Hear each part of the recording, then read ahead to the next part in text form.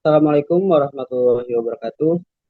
Kami dari kelompok satu ingin mempresentasikan tentang perancangan sistem informasi market donasi dan desa atau kami sebut Mardona di Desa Sawah Bogo berbasis web dengan beranggotakan kelompok Fahmi Hayatullah, Hafiz Ahmad Haikal, Abdul Hayal Al-Katani, Muhammad Dani Syada, dan Muhammad Yusuf. Latar belakang. Yang pertama, informasi desa yang kurang relevan. Seringkali kita lihat masyarakat desa kesulitan untuk dalam menerima informasi yang relevan dan bermanfaat mengenai kegiatan peristiwa dan layanan publik di lingkungan masyarakat. Dan banyak juga hal-hal yang tidak yang susah untuk diinformasikan dari desa kepada publik, seperti rusaknya jalan dan lain-lain. Lalu ada teknologi yang terus berkembang pesat. Tantangan dalam memastikan inklusi digital bagi semua lapisan masyarakat desa, terutama mengingat perkembangan teknologi terus berkembang. Sementara selama ini di desa hanya menerima 40 sampai 50% dari perkembangan teknologi tersebut. Lalu ada penyaluran donasi yang tidak tepat sasaran. Seperti yang kita ketahui mengenai penggalangan donasi online seringkali dimanfaatkan oleh oknum-oknum yang tidak bertanggung jawab dalam pengelolaan dana yang diberikan masyarakat untuk mereka yang membutuhkan. Tujuan dan manfaat. Adapun tujuan dari penulisan tugas proyek ini sebagai berikut. Satu, untuk mengetahui sistem pengelolaan administrasi yang ada di desa. Dua, merancang sistem informasi administrasi secara terkomputerisasi sehingga dapat menghasilkan informasi yang cepat dan akurat. Tiga, agar hasil penelitian ini dapat bermanfaat bagi masyarakat dan pengelola desa sebagai referensi dasar dalam mencari solusi untuk berbagai permasalahan yang ada. Sedangkan manfaat dari penulisan tugas akhir ini adalah satu, manfaat untuk penulis kami sebagai salah satu syarat tugas di semester 4 program studi sistem informasi di Universitas Bina Sarana Informatika. Dua, manfaat untuk objek penelitian. A, untuk mempermudah dalam mengelola data sehingga dapat memaksimalkan pelayanan administrasi di berbagai lembaga desa. B, sebagai bahan evaluasi dari sistem pengelolaan administrasi yang sedang berjalan. Tiga, manfaat untuk pembaca memberikan pemahaman mengenai konsep perancangan sistem informasi desa sehingga lebih efisien. Nah, di sini ada metode penelitian, metode pengembangan perangkat lunak. Dalam pembuatan tugas proyek ini, metode pengembangan perangkat lunak yang digunakan oleh penulis yaitu metode prototype sebagai dasar perancangan sistem. Di sini ada tahapan penelitian ini terbagi menjadi 4 tahapan. Di antaranya A, identifikasi kebutuhan pengguna. Pada tahap ini penulis melakukan studi kebutuhan terhadap pengguna, meliputi tampilan antar muka dan teknik prosedur seperti navigasi yang intuitif, desain yang unik, dan responsif. Terus ada B, pengembangan prototipe. Tahap ini penulis akan mengembangkan permodelan sistem prototipe yang akan dibangun. C, menentukan prototipe. Proses ini penulis akan melakukan identifikasi pemodelan yang akan dilakukan dan perbaikan mana yang dibutuhkan atau bahkan diperbarui secara keseluruhan. D, pengguna prototipe. Pada tahap ini yaitu penyerahan perencanaan untuk diimplementasikan menjadi satu sistem. Di sini ada dua, yaitu teknik dari pengumpulan data. Teknik pengumpulan data yang digunakan oleh penulis dalam melakukan penelitian ini sebagai berikut. A, observasi.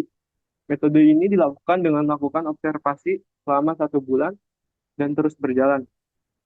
Adapun observasi yang dilakukan yaitu dengan analisis registrasi input data dan transaksi yang dilakukan secara manual dengan cara pengamatan langsung di desa Sawah Bogo. B, wawancara. Penulis melakukan wawancara langsung kepada masyarakat desa dengan mengajukan beberapa pertanyaan yang berkaitan dengan informasi yang dibutuhkan dalam pengelolaan dan data administrasi lembaga. C, ada studi pustaka. Penulis mengumpulkan beberapa informasi dan mempelajari dari berbagai sumber literatur yang berkaitan dengan laporan ini dan beberapa jurnal yang membahas administrasi dan teori perangkat lunak. Berikutnya ada ruang lingkup. Ruang lingkup itu mencakup kebutuhan pengguna dan kebutuhan sistem. Yang pertama ada admin dan dua pengguna. Yang di kebutuhan sistem itu terdapat software, yang terdapat database MySQL dan Primeware. Yang kedua, hardware yang mencakup dengan komputer dan laptop. Oke, selanjutnya di bagian use case. Nah, di bagian use case ini ada namanya pengunjung, member, dan admin dibagi jadi 3. Ada admin desa, admin pasar, dan admin donasi. Nah, di sini pengunjung bisa mengakses registrasi, kemudian informasi desa, menu donasi, dan menu produk. Dan setelah pengunjung melakukan registrasi, akan melakukan validasi registrasi, kemudian akan masuk ke data user. Dan pengunjung akan berubah menjadi member. Nah, setelah menjadi member, pengunjung bisa melakukan login yang akan divalidasi login dan masuk ke halaman dashboard. Nah, selanjutnya untuk yang admin sendiri ada admin desa. Admin desa itu yang mengelola informasi desa, destinasi, dan berita. Kemudian ada admin pasar yang mengelola produk, menu produk, kemudian yang mengelola transaksi pembelian produk, dan ada admin donasi. Nah, admin donasi ini yang mengelola menu-menu donasi dan validasi pembayaran donasi. Kemudian ini ada IRD-nya. Di sini kita buat sebuah database, yaitu yang di bagian pasar atau market ya. Di sini ada admin pasar memiliki kode admin, ada nama admin, level, email, password, dan lain-lain. Kemudian ada laporan penjualan juga, kemudian ada produk, transaksi penjualan, pengguna, dan kategori. Selanjutnya ada IRD untuk donasi. Nah, di donasi juga sama, kemudian ada laporan donasinya, ada donasi, dan transaksi donasi. Selanjutnya ada IRD desa. Nah, di IRD desa ini yang berbeda hanya ada berita sama destinasi, dan ada informasi desa. Nah, selanjutnya ada activity diagram.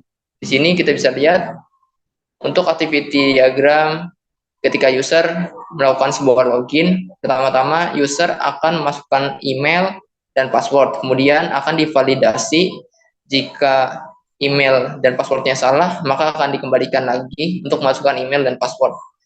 Namun, jika benar, maka akan dialihkan ke halaman utama. Selanjutnya ada registrasi. Nah, di registrasi ini, user harus mengisi form pendaftaran terlebih dahulu, kemudian akan divalidasi. Jika ada kesalahan dalam form pendaftaran, akan dikembalikan lagi untuk mengisi form pendaftaran secara ulang. Jika berhasil, maka akan dialihkan ke halaman login. Selanjutnya, ada activity diagram pembayaran donasi. Nah, ketika user ingin melakukan sebuah donasi, pertama-tama user akan memilih donasi apa yang akan dibayar, kemudian sistem akan menampilkan donasi yang tersedia, dan menampilkan total pembayaran yang akan diterima oleh user. Kemudian, user akan memasukkan nominal yang akan didonasikan. Selanjutnya, memilih button lanjut donasi. Kemudian, sistem akan menampilkan sebuah metode pembayaran, dan user langsung bisa memilih pembayaran yang tersedia. Dan klik bayar sekarang. Dan sistem akan dialihkan untuk menampilkan pembayaran donasi berhasil. Selanjutnya, untuk pembelian produk yang ada di menu pasar.